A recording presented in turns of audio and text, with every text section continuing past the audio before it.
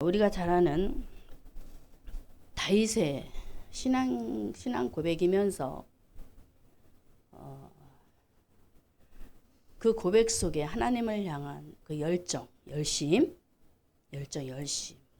기도를 통해서 우리에게 그의 생활 습관들을 가르쳐주고 있어요. 생활 습관 중요하죠? 자, 오늘 26장의 12절의 말씀까지 조금 요약을 해보면은 이렇습니다. 26편 1절에서 7절까지는 여호와의 공의에 대한 촉구, 다시 촉구를 합니다. 공의를 생각하면서 하나님의 공의, 그러면서 자신의 무죄를 주장하기 시작하는 장면들이 나와요. 그리고 8절에서 11절까지는 그런 여러 가지 악조건 속에서 하나님 앞에 공의를 촉구하면서 어떻게 하느냐면 구원해 달라는 호소. 여러분도 구원의 호소를 잘 하지요? 그리고 구원의 호소를 하나님 앞에 하면서 구원의 확신을 가지고 마지막 그 결론 부분에 가서 보면은 여호와 하나님의 이름을 높여드리는 송축의 역사가 일어납니다. 자, 이런 속에서 오늘 본 시의 그 중심들을 살펴보면은 어떤 상황이었느냐? 좋은 환경이 아니었습니다. 오늘 말씀의 제목이 무엇입니까? 말씀의 제목, 마땅히 가져야 할 신앙의 삶. 본문에 분명히 좋은 환경, 좋은 여건이 아니라고 했어요. 그 상황을 살펴보면은 오늘 우리가 읽은 말씀 중에 허망한 사람이 나오고요. 그리고 간사한 자. 또 5절에는 행악자와 악한 자. 그 시대 배경입니다. 그리고 죄인과 살인자가 들끓는 세상. 다윗이 살고 있는 세상이 그러했노라 라고 다윗이 말씀 속에서 그 상황을 우리에게 직설적으로 말을 하고 있습니다. 그러면 우리가 사는 이 시대, 자, 다시 다윗이 사는 시대는 어떤 사람? 허망한 사람, 그리고 간사한 사람. 오늘 이 시대와 한번 적용해 보세요. 그리고 행악자, 악한 자, 죄인, 살인자. 이 시대 어때요? 똑같지요. 우리가 살고 있는 현 시대의 예나 지금이나 똑같다라는 거예요. 그런데 오늘 우리의 신앙생활들을 살펴보면은 감히 따르지 못하는 상황들이 굉장히 이렇게 벌어지고 있는데요. 오늘 우리가 마땅히 가져야 할 신앙의 삶을 오늘 다윗을 통해서 어떻게 우리에게 말씀해주고 있나. 자, 첫째로 시편 26편 4절에 허망한 사람과 앉지 아니했습니다 라고 고백을 합니다. 다윗이 나는 1절에 보면 나는 완전하다라고 다윗이 하나님 앞에 고백을 해요. 1절에 자, 내가 나의 완전함에 행하여 싸우며 요동치 아니하고 여호와를 의지하였노라고 고백을 하지요. 그런 것처럼 다윗은 허망한 사람과 앉지 않기를 원하여 어떤 마음? 뜨거운 열심이 있었어요. 교회에 와서도, 자, 우리 실생활에 교회에 와서도 우리가 가정에 돌아가서도 사람과 사람끼리 부딪혀야 되지요. 만나야 되지요. 허망한 사람과 부딪히지 않을 수가 없습니다. 그런데 그러함에도 불구하고 허망한 사람과 앉지 아니했어요 라고 다윗이 고백을 해요. 여기서 허망한이란 원어적으로 텅 비었다라는 뜻이 있고요. 공허하다, 허무하다, 헛되다. 무슨 생각이 드십니까? 허망하다라는 것은 출애굽기 20장 7절의 말씀에 그 부분을 아주 정확하게 우리에게 말을 하고 있는데요. 출애굽기 20장 7절에 너는 너의 하나님 여호와 이름을 망령되이 일컫지 말라. 이 망령되이란 단어와 오늘 저와 여러분이 본 허망한 부분에 대해서 같은 의미를 갖고 있습니다. 그러면 하나님께서는 오늘 저와 여러분에게 다윗을 통해서 신앙인이 성도가 마땅히 가져야 할 신앙의 삶, 본분이지요. 그런 삶 속에 하나님의 이름, 자 출애굽기 20장 7절에 여호와 하나님의 이름을 망령되이 일컫는 자를 죄 없다 하지 아니하리라 라고 말씀하시지요. 한마디로 하나님의 이름을 망령되이 일컫는 사람, 할렐루야. 신앙생활하면서 내가 하나님의 말씀을 가진 우리가 하나님의 이름을 거론하고 참 많이 말을 하게 됩니다. 그럴 때에 우리 자신들이 하나님의 이름을 어떻게 부르고 있느냐 이것이에요. 가만히 생각해 보아야 되셔야겠죠? 내가 하나님의 이름을 어떻게 부르고 찾고 그 이름을 기억하고 기도하고 삶에서 살아가고 있는가. 다윗은 허망한 사람과 앉지 않았다라는 이 고백 속에 26편 3절에 이렇게 우리에게 정확히 설명을 하는데요. 26편 3절 시편 자 읽습니다. 주의 인자심이 내 목전에 있나이다. 내가 주의 진리 중에 할렐루야. 어디에 거했습니까? 허망한 사람과 앉지 않기를 원하여 하나님의 말씀 안에 거했노라고 행했노라고 다윗이 고백을 했어요. 하나님은 저와 여러분에게 세상 지식을 던져주는 것이 아니고 하나님의 말씀 성경을 우리에게 주었습니다. 할렐루야. 그래서 바울도 디모데후서 3장에 보면은 너는 배우고 확신한 일에 거하라라고 분명히 말을 하고 있지요. 무엇을 배우러 가십니까? 우리 학생들 무엇을 배우러 가세요? 하나님의 말씀.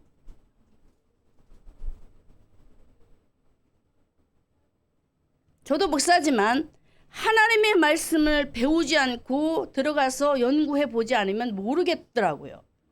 그렇지 않습니까? 바울은 하나님께서 바울이 아니라 다윗은 하나님께서 양의 우리에서 그를 찾아내셔서 목자로 세우기까지의 그 과정들 속에 하나님 앞에 어떤 모습으로 나아갔습니까? 진리 안에 거하는 사람. 할렐루야. 그래서 하나님을 믿는 하나님의 백성으로서 하나님의 말씀에 거슬리지 않으려고 완벽하게 살 수는 없지만 최선을 다했다라는 거예요. 할렐루야. 최선을 다하는 자, 노력하는 자.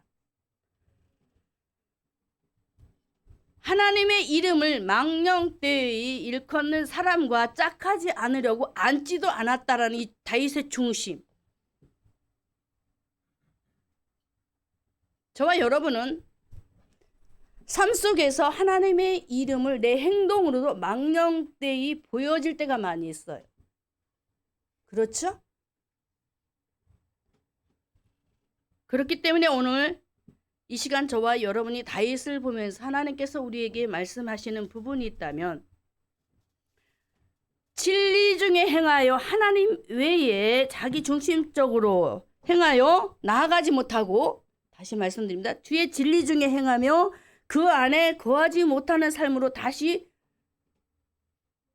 뒷걸음질 치는 상황 속에 사람들의 모습을 보게 되면 오늘 말씀에 허망한 사람은 자기 중심적이었다라는 것. 믿어지십니까?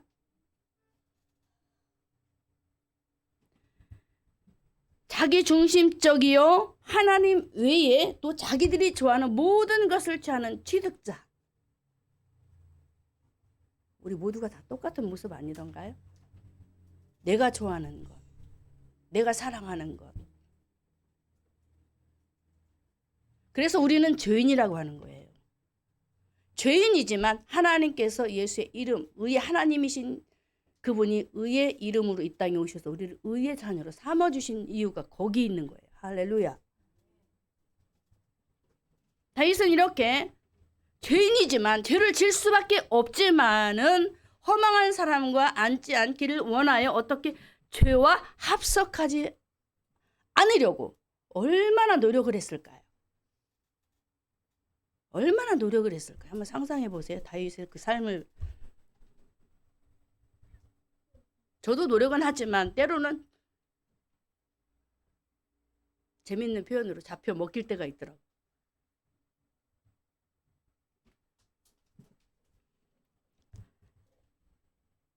죄와 합석하지 않으려 어디에 허탄한데, 이 허탄이라는 단어의 그 원어적인 표현은 우상입니다. 시편 24편 4절에 이런 말씀이 있습니다. 곧 손이 깨끗하며, 시편 24편 4절에 곧 손이 깨끗하며 마음이 청결함의 뜻을 허탄한 데 두지 아니했다. 이 허탄은 우상을 의미하고 있습니다. 한마디로 다시 말씀을 정리해서 드리면 하나님 외에 자기 사랑, 디모데후서 3장의 자기 사랑, 자기를 좋아하는 자기 사랑, 이게 우상입니다. 여러분 사랑하지 않습니까? 자기 자신을 너무 사랑하지요. 이게 우상이라, 하나님보다 더 사랑하는, 나를 사랑하는 것이 우상이라는 거예요. 다른 것이 우상이 아닙니다. 재물 놓고 거기다 절하는 것도 우상이지만 첫째, 내가 우상이 되는 일들이 너무나 많이 있다라는 거예요. 행복한 가정 5월의 달이 되기를 원해요. 오늘도 우리 목사님 말씀을 주셨잖아요. 정말로 행복한 가정이 되기 위해서 여호와 하나님의 이름을 어떻게 해야 돼요? 우리 경외하는 중심. 할렐루야.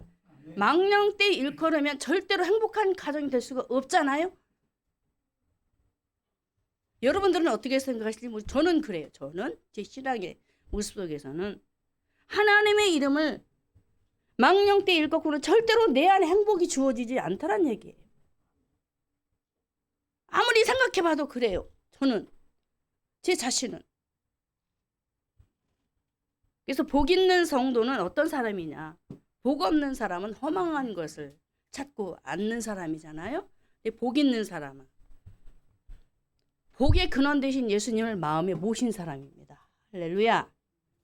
복 있는 사람은 하나님의 아들 예수 그리스도를 마음에 모신 사람이라니까요. 아멘. 아멘. 그래서 시편 1편 1절에 복 있는 사람은 하잖아요. 복 있는 사람은 왜 복 있는 사람이에요? 예수님을 모셨기 때문에.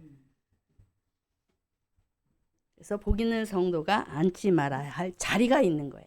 저와 여러분은 복 있는 사람이에요. 예수님을 모신 복된 사람. 그 앉지 말아야 할 자리가 시편 1편의 오만한 자리입니다. 오만한 자리라니까요. 그리고 오늘 본문에 허망한 자와 함께하는 자리입니다. 허망한 사람이 어떤 사람이라고? 여호와 하나님의 이름을 망령되게 하는 사람. 그런 자리에 서지 맙시다. 그리고 무서운 거 있어요. 에스겔서 28장 2절에 하나님의 자리를 탐했던 천사가 있죠. 천사가 아닌 두로왕. 이제 마지막에 가서 보면 천사가 나오는데 루시퍼. 앉지 말아야 할 자리, 성도들이 마땅히 가져야 할 신앙의 산 중심 속에는 절대로 내가 하나님의 자리에 앉아서는 안 된다라. 할렐루야. 그리고 우리가 잘 아는 잔치집의 상좌, 우상의 집에 마련한 그런 장소. 우리가 앉아야 할 자리와 앉지 말아야 할 자리가 있습니다. 신앙에 분별력이 있으시기를 주님의 이름으로 축원합니다. 그러므로 신앙인이 앉아야 할 자리는 어디일까요? 이사야 62장 10절에 성도들이 앉아야 할 자리가 있습니다. 이사야 62장 10절에 성문으로 나아가라 나아가라 하십니다. 그 성문이 어디일까요? 오늘 영적으로는 본향 천국을 의미하고 있습니다. 그리고 이사야서에 말씀하는 그 성문은 예루살렘입니다. 이스라엘 백성들이 현재 이사야 62장에 보면은 어디에 있느냐면 바벨론 포로민 중에 있습니다. 절망과 고통 속에 그들이 포로민으로 살아가고 있어요. 그런데 하나님께서 그들을 어디서 끄집어내요? 바벨론에서. 할렐루야. 바벨론에서 끄집어내서 어디로 가라고? 하나님이 계신 집, 예루살렘 성, 집, 교회. 할렐루야. 이렇게 하나님의 집으로 다시 제 모집에서 하나님을 섬기면서 하나님의 이름을 높여드릴 수 있는 마땅히 가져야 할 성도의 그 신앙인의 삶에 대해서 이사야 62장 10절에 하나님은 이사야 선지자를 통해서 성문으로 나아가라 계속적으로 언급하면서 백성의 길을 예비하는 이런 놀라운 축복의 통로로 길을 인도하시는 것을 볼 수가 있습니다. 사랑하는 성도 여러분, 저와 여러분은 무엇을 보고 나아가는 성도입니까? 본향, 천국, 할렐루야. 천국을 바라보며 사는 천국의 시민들입니다. 믿어지십니까? 천국을 바라보며 살아가는 시민자라니까요. 땅의 시민이 아니라 하늘의 시민권을 가진 빌립보서 3장 20절에 시민권을 가진 하나님의 백성들이에요. 그런데 여전히 지금도 우리가 예전의 옛 습성으로 어떻게 돌아가는지 보았더니 에베소서 2장 2절의 말씀에 소망도 없는 사람으로 다시 추락을 해버려요. 남의 일이 아닙니다. 예수가 없는 삶으로 추락을 한다니까요. 어떻게? 에베소 2장 12절에 그때 너희는 그리스도 밖으로 던져져요. 죽음이죠? 있었고 이스라엘 나라 밖의 사람이라 약속의 언약들에 관하여 하나님의 말씀 안에 관하여 어떤 사람? 외인, 손님. 문제 심각하죠. 때로는 손님처럼 때로는 외인처럼 신앙인임에도 불구하고 그런 모습 속에 하나님의 말씀이 상실되어 버린. 그래서 어떤 모습으로 살아가게 됩니까?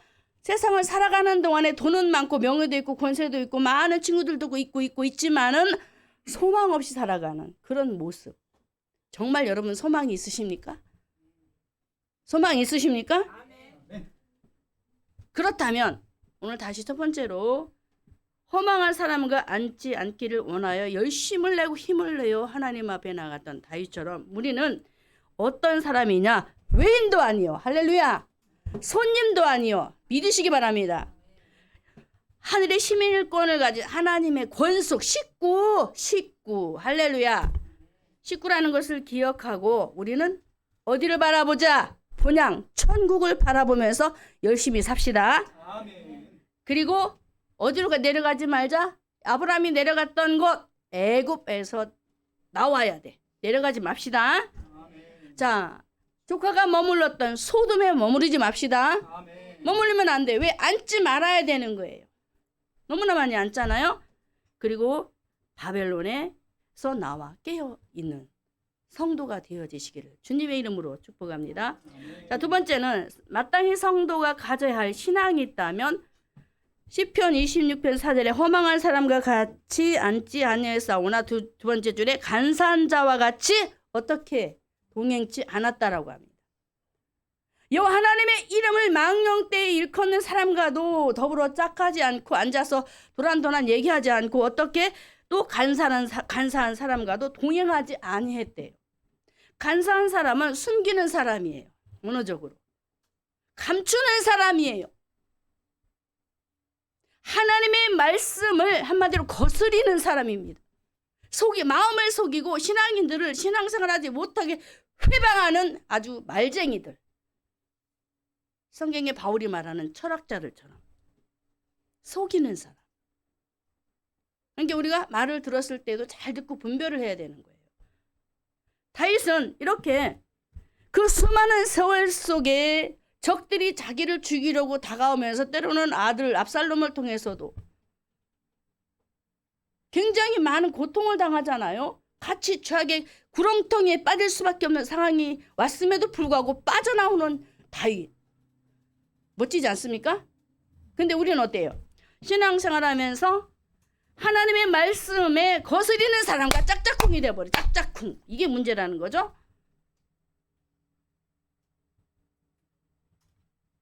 다윗은 속마음을 속이고 감추는 자를 알았습니다. 말의 분별력 알았습니다. 그래서 퇴치시키고 자신은 신앙 안에 서는 거예요. 그래서 나는 간사한 자와 동행하지 않았습니다. 하나님 저를 보세요. 저 좀 봐주세요. 내가 완전함의 일절에 행하였다라고 그가 하나님 앞에 자기의 그 의를 주장하는 것을 한번 보세요.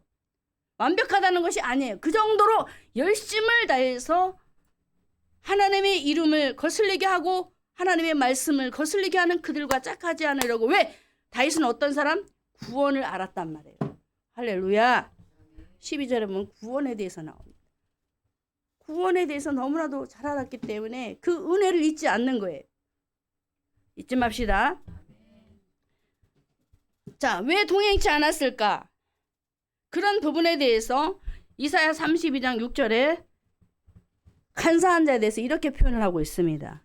이사야 32장 6절에 이는 어리석은 자요 어리석은 것을 말하며, 자 읽습니다. 같이. 이는 어리석은 자는 어리석은 것을 말하며 그 마음에 불의를 품어 간사를 행하며 패역한 말로 여호와를 거스리며 줄인 자의 심령을 비게 하며 목마른 자의 마시는 것을 없어지게 한다라고 합니다. 간사한 자.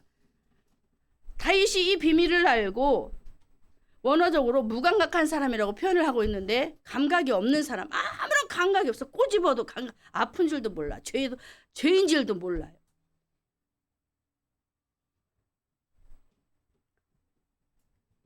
어리석은 것을 말하는 그들을 바라보면서, 마음의 불의를 품은 그들을 바라보면서 어떤 생각을 했느냐 이거예요. 다윗이. 우리는 상대적으로 상대방이 불의를 품고 나에게 악을 품고 달려들면 어떻게 하지요? 같이 달려들어 싸우잖아요. 다윗은 그렇지 않았어요. 하나님 앞에 오늘 말씀은 기도하는 장면이잖아요. 자기를 영적으로 잡아삼켜 죽이려고 하는 살인자, 악한 자, 행악자, 허망한 사람들, 이런 사람들이 달려들어서 우글우글 떼거지로 달려들어가지고 얼마나 그 신앙을 무너뜨리려고, 믿음의 단을 무너뜨리려고 방해하잖아요. 이런 사람이 간사한 자라니까요. 우리 주변에, 내 속에도 있지만 내 주변에 많습니다. 가정의 가장 자녀들이 될 수 있고 만나는 친구들 속에 끼어있는 분들도 있을 것이고, 믿음의 말을 하는 분들이 적다란 얘기예요. 다윗 시대에도 보면은 그런 부분들이 너무나 많았어요. 그래서 이사야 32장 6절에 오늘 본문와는 좀 떨어져 있지만 그래도 이런 부분을 여러분에게 말씀드리는데, 그 마음에 불의를 품어 드러내며 행동을 하고 아주 행동까지 해버리는 이런 상황. 다윗 시대도 마찬가지예요. 행동하잖아요. 사울도 그랬고 함께했던 그 군사들도 그렇고. 그러면서 32장 6절에 패역한 말로 누구를 거스렸습니까? 여호와 하나님을 거스리는 행동. 오늘 간사한 자가 바로 그 사람입니다. 거스리면서 줄인 자의 심령에 누구를 모시지 못하게. 자, 마태복음 5장에 보면 심령이 가난한 자는 복이 있나니 천국이 저희 것인데, 이런 줄인 자의 심령들의 마음속에 예수님을 모시지 못하게 회방 많지 않아요? 많잖아요. 못 모시게 예수를 방해꾼이 돼버려. 그리고 목마른 자의 마시는 것을 없어지게 다 소멸시키도록 하나님의 말씀 안에 거하지 못하도록 하게 하는 이런 간사한 입들 많습니다. 오늘 우리가 이 말씀을 드리면서 어떤 생각을 해야 될까요? 저와 여러분은 신앙인이지요. 할렐루야. 크리스찬이지요. 그렇다면 마땅히 가져야 할 신앙의 삶은 여호와 하나님의 이름을, 여호와를 거스리는 패역한 말들을 하는 그들 앞에서, 또 예수님을 영접지 못하도록 하는 이런 일들이 벌어질 때마다 우리는 어떤 자세로 서야 될까요? 하늘 시민권자를 가진 내가 맞다고 생각을 하신다면, 자부한다면 당연히 간사한 자와 절교를 해야 되겠죠? 만나지 말라는 뜻이 아닙니다. 어떻게 안 사귀어요? 세상에 같이 섞여 살고 있는데. 만나지만은 그 속에 그들이 하는 말, 행동들은 따라하지 말라는 것입니다. 할렐루야. 그래서 믿음 안에 거하여서 간사한 자와 동행하지 않으려 했던 다윗. 우리도 이런 다윗에게 주신 이 은혜를 흠뻑 받아서 순종에 이르는 우리 모두가 되기를 주님의 이름으로 축복합니다. 자, 바울은 데살로니가전서 2장 3절에 사역을 하면서 사람들을 만나면서 굉장히 지혜로웠어요. 보면은 데살로니가전서 2장 3절에 우리의 권면은 간사에서나 부정에서 난 것도 아니라라고 말하면서 괴계에 있는 것도 아니라고 합니다. 바울이 사람들을 만날 때 무슨 말을 했습니까? 어느 한때는 철학으로도 변론을 했지만은 한 번에 끝내버리잖아요. 가는 곳마다 무엇을 제시했습니까?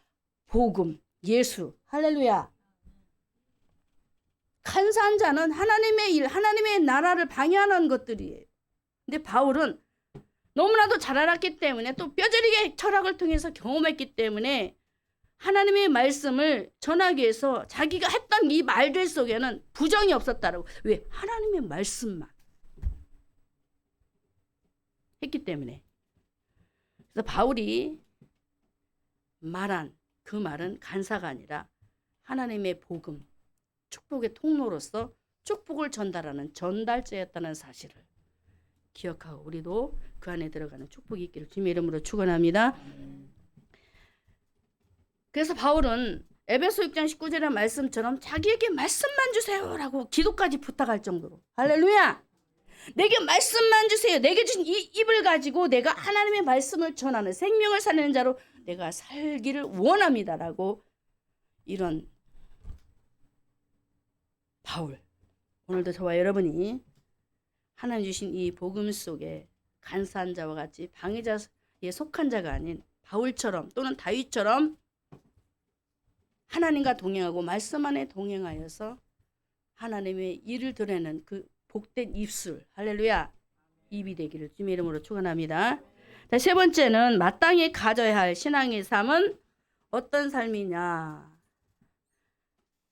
첫째로는 허망한 사람과 앉지 않는 것이요, 두 번째는 간사한 사람과 앉지 않는 것이라 했습니다. 세 번째는 무엇일까? 마땅히 가져야 할 신앙의 삶, 우리의 삶입니다. 시편 20편 8절에 보겠습니다. 우리 함께 읽습니다. 여호와여, 내가 주의 계신 집과 주의 영광에 거하는 곳을 사랑합니다 라고. 계신 집, 아버지 집, 높은 곳은 천국을 얘기하지만 우리가 함께 모여 예배드리는 아버지 집, 교회, 할렐루야, 사랑한다. 다시 볼까요? 여호와여, 내가 주의 계신 집과 주의 영광에 거하는 곳을 사랑합니다. 하나님, 내가 사랑합니다. 사모하시기 바랍니다. 다윗은 하나님 없는 세속주의 삶에서 떠납니다. 떠나요. 완전히 떠나요. 이게 행복입니다. 할렐루야. 이게 행복이고 기쁨이에요. 그래서 하나님의 영광이 가득한 성전을 사랑하고 사모했어요. 여러분도 항상 그 마음 중심 속에 하나님의 영광이 임하는 전을 사랑하시기 바랍니다. 분명히 임합니다. 말씀을 통해서 임하고 계세요. 하나님은 죽은 분이 아니에요. 살아계신 하나님. 그 하나님께서는 또 야곱에게도 나타나십니다. 야곱이 부모의 집을 떠나 삼촌 집에 가서 20년이라는 세월을 살아가지요. 아버지 집을 떠나서 루스에 이르러서 하나님 앞에 고백하는 장면. 내가 이곳에 아버지께서 날 이렇게 해주시면 여기에다 성전을 세워서 하나님 앞에 다 드리겠어요 라고는 고백이 있지. 하나님이 그걸 잊지 아니하시고 삼촌 집에서 끄집어냅니다. 그러면서 어떻게 하는지 아세요? 창세기 31장 3절에 여호와께서 야곱에게 이르시되 내 조상의 땅 내 족속에게로 돌아가라 할 때에 야곱은 거기서 일어섭니다. 할렐루야. 어디 집을 사랑했어요? 아버지 집. 삼촌이 있는 그 집.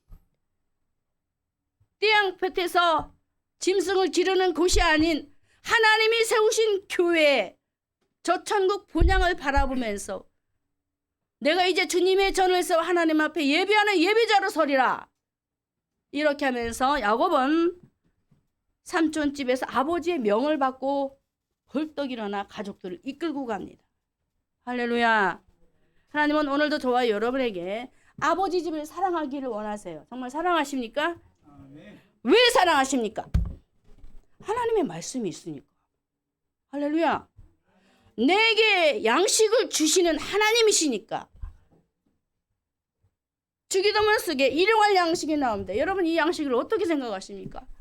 일용할 양식을 구하라. 하루에 매일매일 하나님이 주신 이 영의 양식을 구하라는 거예요. 육의 양식도 포함되지만 여러분들, 그런 하나님께서 날마다 이스라엘 백성들이 매일매일 만나를 받았듯이 주님의 전에서 우리에게 생명의 양식을 주시는 매일매일 일용할 양식을 구하시기 바랍니다.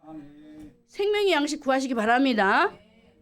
제가 이걸 언제 깨달았냐면 참 오래됐어요. 도대체 왜 일용할 양식, 유기 양식만 얘기해? 궁금했어요. 저는 너무나 궁금했어요. 목사님들이 맨날 일용할 양식만 얘기해. 아닌데. 물론 맞기는 맞는데 근데 어느 순간 하나님이 육의 양식도 되지만 영의 양식을 구하라는 뜻이 한다라는 것을 가르쳐 주시는 거예요. 여러분, 우리에게 매일매일 하나님께서 주신 말씀이 있다면 우리 영혼이 어떨까요? 살맛나는 인생이 된다니까요. 할렐루야. 이렇게 하나님은 야곱을 아버지 집으로 다시 돌이켜 세우시려고 고백한 그 장소 베델로 돌아가게 하셔서 하나님의 영광, 하나님의 그 은혜가 임했던 그 자리로 돌이키신 그 사모함의 열정과 열심을 주신 하나님께서 여러분에게도 반드시 주시리라 믿고, 자, 오늘 시편 기자의 말을 한번 보겠습니다. 시편 73편 25절에 그 고백이 참 멋진데요. 하늘에서는 주 외에 누가 내게 있으리요. 그러면서 땅에서는 주밖에 나의 사모할 자 없습니다. 이 땅에 살면서 내가 사모할 것은 하나님밖에 없어요라는 이 고백. 여러분 정말 그렇게 고백이 되어지십니까? 안 되잖아요. 그래도 돈이 있어야 돼. 그래도 자식이 있어야 돼. 그래도 직장이 있어야 돼. 당연히 있어야죠. 잊지 말라는 것이 아니잖아요. 다 있어야 하지만 우선순위. 할렐루야. 하나님. 그 정도로 하나님을 또 하나님의 집을 사랑하고 사모하는 시편 기자 이 고백 속에 오늘도 우리가 바라보면서 사랑하는 성도 여러분, 오늘 말씀 속에 말씀을 내려주시고요. 하나님 없는 허망한 자, 하나님 없는 허망한 자, 하나님의 이름을 망령되이 일컫는 감각 없는 그런 자에 속하지 마시고, 할렐루야, 마시고 또 간사한 자 입이 되지 마시고 복음의 입을 말씀을 전하는 복된 입술로 바뀌어져서, 할렐루야, 이 땅에 살아가는 동안에 무엇을 바라보며 저 천국, 나에게 주신 본향 천국을 바라보면서 한 주간도 행복하게 살아가시기를 주님의 이름으로 축복합니다. 아멘. 기도